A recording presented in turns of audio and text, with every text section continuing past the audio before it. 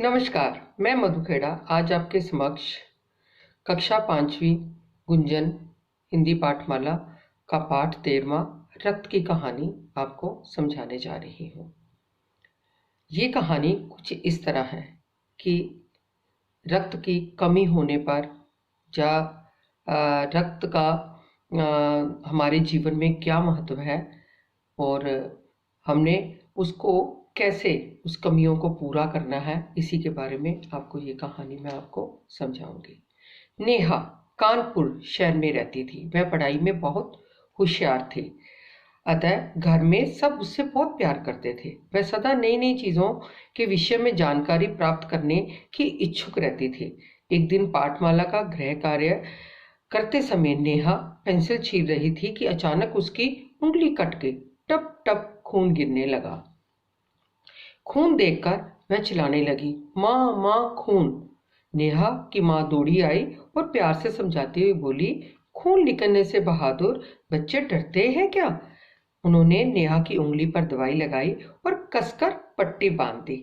नेहा का ध्यान चोट की तरफ से हटाने के लिए माँ ने उसे कहानी सुनाने का मन बनाया।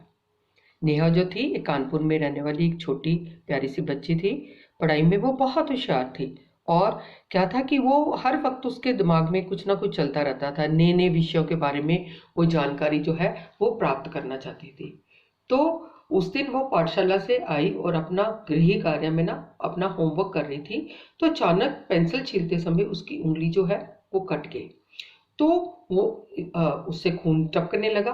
खून को देखते ही वो चिल्लाने लगी और डर के मारे रोने लगी। तो उसकी माँ ने कहा कि डरने की कोई बात नहीं है, ऐसी कोई बात नहीं है। उन्होंने एक पट्टी ली और कसकर उसके हाथ पर बांध दी और उसका ध्यान बांटने के लिए, क्योंकि बच्चों का यदि चोट लग जाए तो उनका ध्यान रोने पे लगा रहता है, तो उनका ध्यान हटाने के लिए उन्होंने नेहा का एक कहानी सुनाई।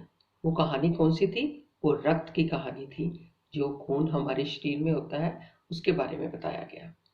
उन्होंने नेहा से एक पहेली पूछी, बहता है वह पानी नहीं, लाल है पर सेब नहीं, जीवन का आधार है, बतलाओ वह क्या है? नेहा ने सोच विचार का उत्तर दिया, रक्त या खून, क्योंकि रक्त का दूसरा नाम खून है। माँ ने कहा, हाँ शाबाश, और यही है आज की हमारी कहानी का विषय। कहानी शब्द सुनते ही नेहा का दर्द तो भूल गया और माँ की तरफ देखने लगी। माँ ने बताया, रक्त के दो भाग हैं।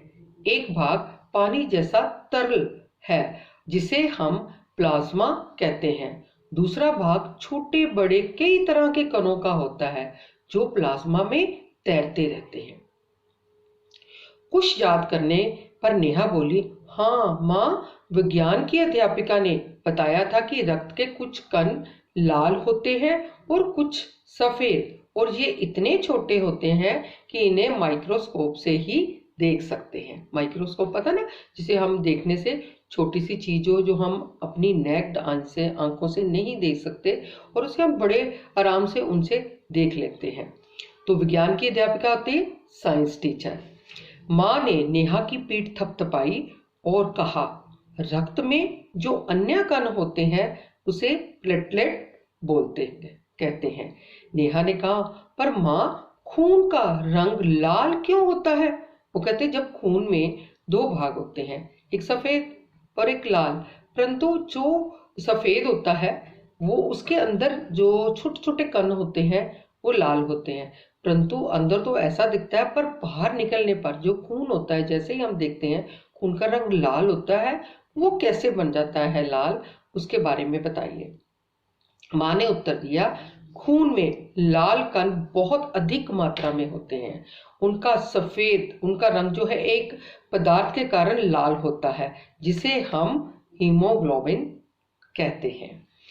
हीमोग्लोबिन को लौह तत्व फेफड़ों से ऑक्सीजन लेकर उसे शरीर के सभी भागों में पहुंचाता है। कहते हैं कि हीमोग्लोबिन नामक जो तत्व है, जो एक हिस्सा है, वो उस खून को लाल बना देता है और वो हमारे फेफड़ों से ऑक्सीजन लेकर हमारे पूरे शरीर के भागों को पहुंचाता है।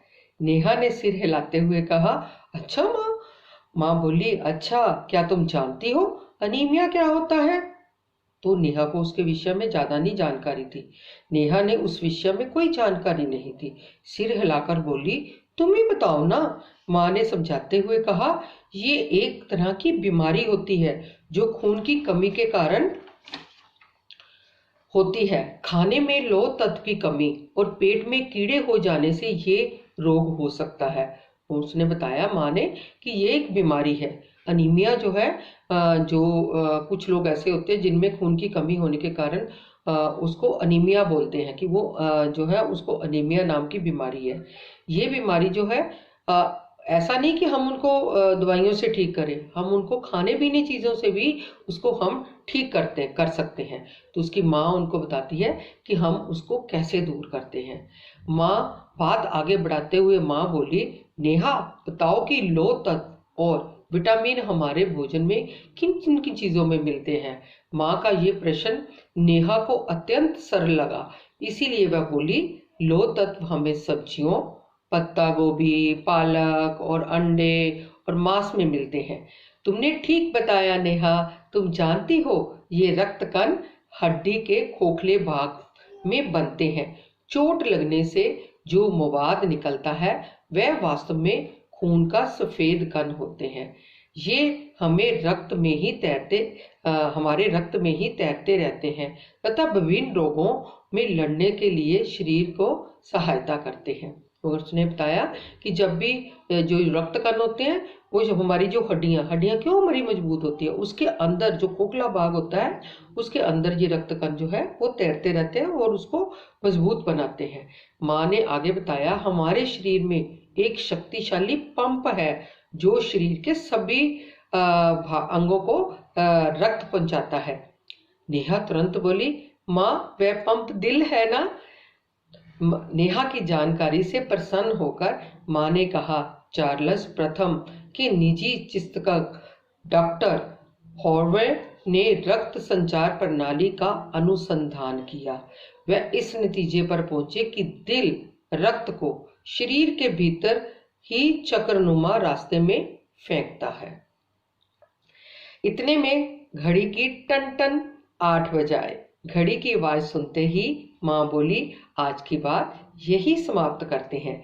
रक्त की इतनी रोचक कहानी सुनकर नेहा तो बहुत खुश हुई और अगले दिन की पढ़ाई के लिए पाठशाला का बस्ता लगाने चली गई।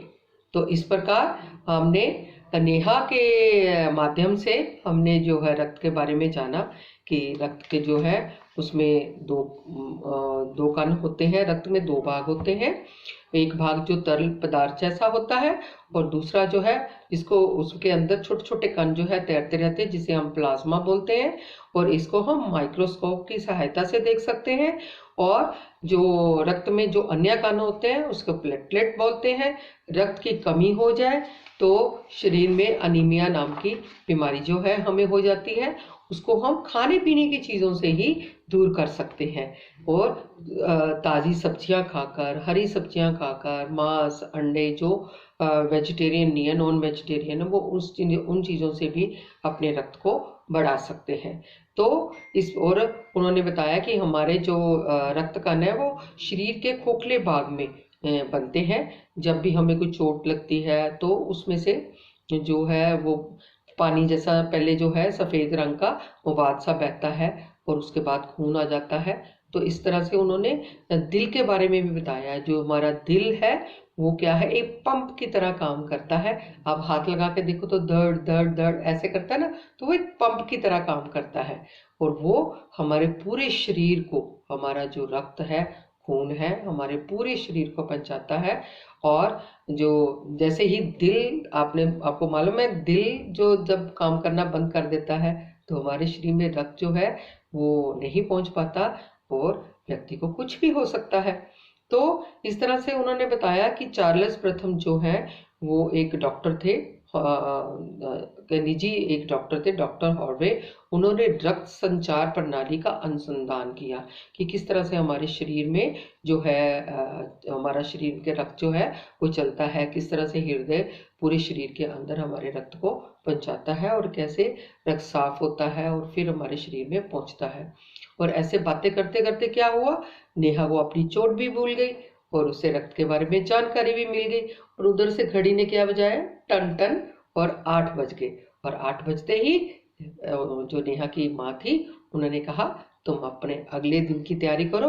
और नेहा झट से उठी और उसने बहुत सारी जानकारी भी प्राप्त कर ली और क्या करा, अपना स्कूल का बस्ता जो है वो पैक करना शुरू कर दिया। मुझे लगता है तुम्हें भी कुछ ऐसी ही जानकारी प्राप्त होगी कि रक्त कैसे बनता है और रक्त की कमी कैसे हो जाए तो हमें क्या करना चाहिए, क्या खाना चाहिए।